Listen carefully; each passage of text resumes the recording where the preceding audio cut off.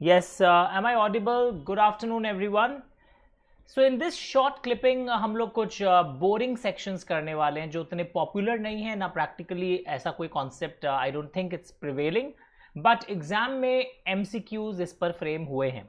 One of such concept is section 25 deemed prospectus, जहां usually एक अभी आपको एमसीक्यू कराऊंगा जहां पे ऐसा माना जाता है कंपनी डायरेक्टली पब्लिक को नहीं दे रही है, कंपनी जो है पहले किसी को दे रही है एंड वो शख्स जो है वो शख्स ऑफर लेके आता है पब्लिक को. यानी कि अगर मैं डायरेक्टली पब्लिक इशू करता तो मुझे प्रोस्पेक्टस सर्कुलेट करना होता, बहुत सारे नियम कानून मेरे ऊपर लग जाते. कंपनी दिखा रही है एज इफ कि I am not coming out with public issue, I am only allotting to that issue house and later on the intention is that issue house or that person or entity will offer it to the public within 6 months after allotment. So the MCQ is that within 6 months after allotment अगर आप किसी को करते हैं वो शख्स public को करता है 6 महीने के अंदर, तो MCQ यहां पर आता है. और जिस दिन आप ऑफर दे रहे हैं उस इशू हाउस को, the whole consideration had not been received, पूरा पैसा भी आपको नहीं मिला है और 6 महीने के अंदर वो पब्लिक को दे देते हैं, तो that is a case of deemed prospectus section number 25. इसी से रिलेटेड, नॉट इससे रिलेटेड, ऐसा ही एक ड्राई टॉपिक और है, that is section number 28, that is offer of sale of shares by certain members of the company. तो हम दो ड्राई टॉपिक्स प्रोस्पेक्टस का कर रहे हैं ताकि एमसीक्यूज ब्लॉक नहीं हो. So section 28 क्या बोल रहा है, that usually what happens that promoters अपना shares sell करते हैं कंपनी को. ऑफर ऑफ सेल में what is happening that कुछ बड़े शेयर होल्डर्स या प्रमोटर्स जो हैं, certain members, they give it to the company and company offer for sale to the public. यानी कि ऑफलोड कर रहे हैं हम शेयर्स पब्लिक को बट कंपनी के through, that is offer for sale. Government companies भी इस टाइप के प्रोसेस में कई बार अपनी होल्डिंग को बेचना चाहती है डिसइन्वेस्टमेंट प्रोसेस में, एंड ऑफर ऑफ सेल में भी यही हो रहा है that certain members of the company they are offering to the company and company is offering it to the shareholder, sorry to the general public at large. So यहाँ पर minimum subscription का concept is not there. So here what is the concept, क्योंकि normally आप देखोगे कि हम जब public को लेके आते हैं there is a concept of minimum subscription, but here we do not have the concept of minimum subscription. Now अब minimum subscription जैसे word आता है तो मेरे मन में ख्याल आता है that why don't we know about the concept of minimum subscription. तो यहाँ पर हम लोग minimum subscription के सेक्शन पे ले चलते हैं आपको, जहाँ पर आपको दिखाई देगा कि minimum subscription अचीव हो जाना चाहिए, जो कि सेक्शन नंबर हम लोग इस अलॉटमेंट वाले चैप्टर में देखे थे. I am just opening it for you. 90% as per SEBI minimum subscription is, इस पर एमसीक्यू आ सकता है. It's not 95, it's 90% of the offer through offer document. It's 90% of the offer through offer document, that is the minimum subscription जो raise हो जाना चाहिए था. So these are small things which can be asked in the form of MCQs. These are usually neglected. सबका ध्यान सिर्फ e voting, general meeting, charge, deposits यहाँ पे रहता है. I know it's a dry topic but कभी कभी ये भी कर लिया हुआ सही होता है. तो एक बार रीड करिए, I will be back. Okay, so we are back.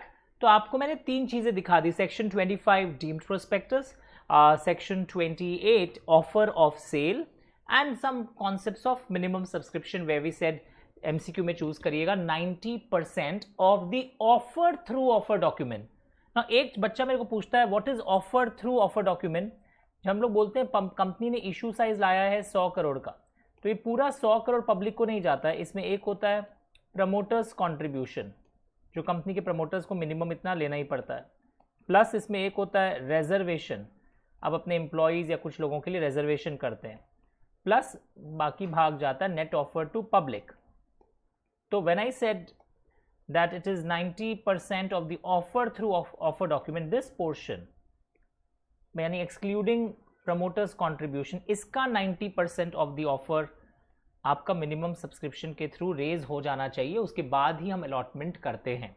तो ये बहुत लोग इसमें गलत चूज करेंगे. It's 90% of the offer through offer document, remember that. Okay, तो चलिए इस एमसीक्यू में लिखा हुआ है, देखिए बहुत क्लियर है. एक इशू हाउस है जिसने एडवर्टीजमेंट किया है 2 newspapers for selling a big number of shares allotted by it to a company under private placement, and which of the following conditions the advertisement will not be deemed as prospectus? Oh, it will not be deemed as prospectus. Question ध्यान से पढ़िए, ये जो marked answer है इसको भूल जाइए, question बहुत ध्यान से पढ़िए. कौन से केस में it will not be deemed as prospectus? Advertisement was given within 6 months from the date of allotment. Okay. Advertisement was given after 6 months from the date of allotment and the issue house paid the entire consideration. in opposite part लिख रहे हैं the issue house did not pay the entire. अगर did not pay होता तो deemed to be prospectus माना जाता है. तो करेक्ट आंसर क्या लग रहा है, बी या सी? सोचिए, मैं आपको एक फुल पेज कर देता हूं, सोचिए. Okay, so what did we see कि it will not be deemed as prospectus. अगर आप 6 महीना बाद एडवर्टाइजमेंट करते हैं और पूरा पैसा अगर आपको मिल गया है अलॉटमेंट के समय, then it is not a prospectus, क्योंकि हमने पहले इसकी थ्योरी पढ़ी थी. And now accordingly we can frame the answer. Okay, choose the answer. उसी तरह अंडर राइटिंग कमीशन के बारे में लिखा हुआ है कि जो अंडर राइटिंग कमीशन है क्वेश्चन 7 में, which of the following is not true. पहले तो आपको याद दिला दूं, अंडर राइटिंग कमीशन जो है ये आप दे सकते हैं अगर आर्टिकल्स में ऑथोराइजेशन है इसके बारे में. देखिए, ये तो डायरेक्ट क्वेश्चन है और रेट को लेकर क्वेश्चन पूछा जा रहा है. The rate will not exceed 5% of the issue price of debentures. I will just show it to you. यहां पर अंडर राइटिंग कमीशन, अगर हम स्क्रीन देखें, अलॉटमेंट, यस, देखिए डिबेंचर्स पे 2.5% of the issue price or the rate whichever is lower. Shares पे it is 5% of the issue price or the rate whichever articles provide whichever is lower. और underwriting commission के लिए एक बात जो मैंने आपको पहले भी बताई थी और फिर आपको यहाँ पे दिखा दूं, it may be given out of the proceeds of the issue or out of the profits of the company. इस पर MCQ आ सकता है या कोई बड़े इंटीग्रेटेड केस स्टडी में इसको डाल देगा और आपको कंफ्यूज करने. कंपनी को अपने प्रोस्पेक्टस में सब डिस्क्लोज करना है. And copy of the underwriting contract is delivered to ROC when you deliver your prospectus for registration. That thing should also be kept in mind. Okay, so these are some small MCQs which we are discussing. And which of the following is contrary to the provisions of Companies Act? A private company can make private placement. Yes, of course. Minimum offer should have market value of 20,000. The company has to pass SR. SR तो करना होता है. Public company can also make private placement. Yes, लोगों को लगता है private placement मतलब सिर्फ private company करेगा. Silence. But public company भी private placement कर सकता है. सर तो गलत स्टेटमेंट कौन सी है? ये कि जब मिनिमम जब किसी को अलॉट करे तो मिनिमम 20,000 का हो, ये नहीं है. This is a wrong thing, ऐसा कुछ भी नहीं. Okay, shell prospectus file with ROC shall remain valid for 1 year from the date of opening of the first issue. This is a very direct one. ये देखते ही हमें याद भी आ गया है. ओके, अच्छा एक चीज़ लोग और पूछ रहे हैं मेरे को, सर प्राइवेट प्लेसमेंट में तो हम लोग सुने हैं कि SR के जगह कभी कभी कुछ और भी हो सकता है. देखो, एक तो मैंने बोला था कि फ्रेश SR पास करना पड़ता है हर प्राइवेट प्लेसमेंट में, पर अगर आप ये 16 अक्टूबर 2020 का MCA सर्कुलर बहुत लोग जानते नहीं है, अगर आप offer of securities qualified institutional buyers को दे रहे हैं और एक प्रीवियस SR पास हो जाए कि साल में हम कब कब QIBs को देंगे, of course it can not exceed 200 for each type of security in a financial year. तो एक SR से ही मेरा QIBs को मैं बार बार दे सकता हूं अगर पहले से मेरा वो प्लान पूरा आ जाए और जमा हो गया हो. ओके, नॉन कन्वर्टिबल डिबेंचर्स में तो पहले से ही था कि only 1 SR is sufficient, I don't have to pass SR again and again. But non convertible में एक एक्सेप्शन भी दिया हुआ था. If NCDs are allotted on private placement basis and it does not exceed the limits of 181C, then SR is not required. Then only board resolution is required in NCDs. And if NCD exceeds the limits under 180, then SR in financial year is required. तो हम लोग और भी क्या questions आ सकते हैं उसको भी संग संग में कर रहे हैं. यानी कभी कभी बोर्ड रेजोल्यूशन से भी हम प्राइवेट प्लेसमेंट ऑफ NCDs लेके आ सकते हैं. This question can be asked in exam.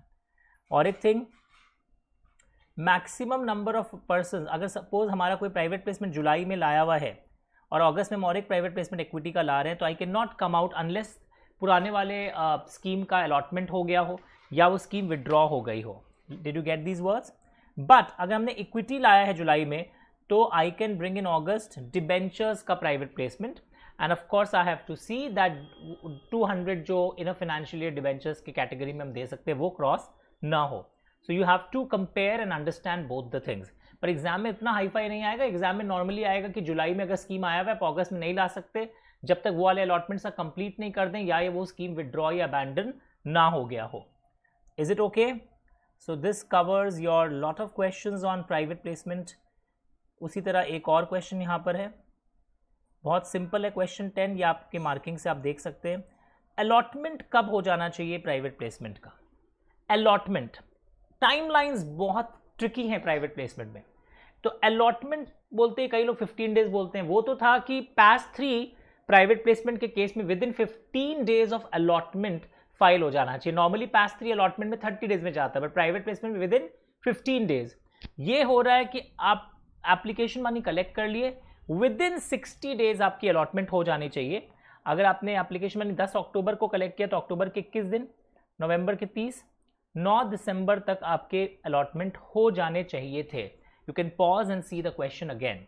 And अगर आप 9 दिसंबर तक नहीं करते हैं, जो भी 9 तारीख है मंथ, जो भी आप नहीं करते हैं, तो 12% पर एनम के साथ आपको ये अलॉटमेंट करना पड़ेगा.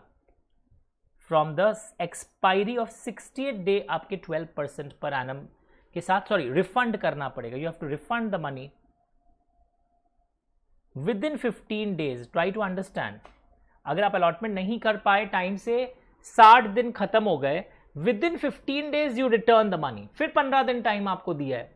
ओके अगर आपका नहीं आया है पैसा, सॉरी, अगर आपने अलॉटमेंट नहीं किया एप्लीकेशन मनी के रिसीव होने के 60 दिन के अंदर, 15 दिन के अंदर from the expiry of 60 days you have to refund. If you don't refund within 15 days from the expiry of 60 days, then 12% interest per annum from the 60th day, that is not from the 75th day. तो ये सब चीज, ये सब timelines exam में आते हैं. You have to be very very careful.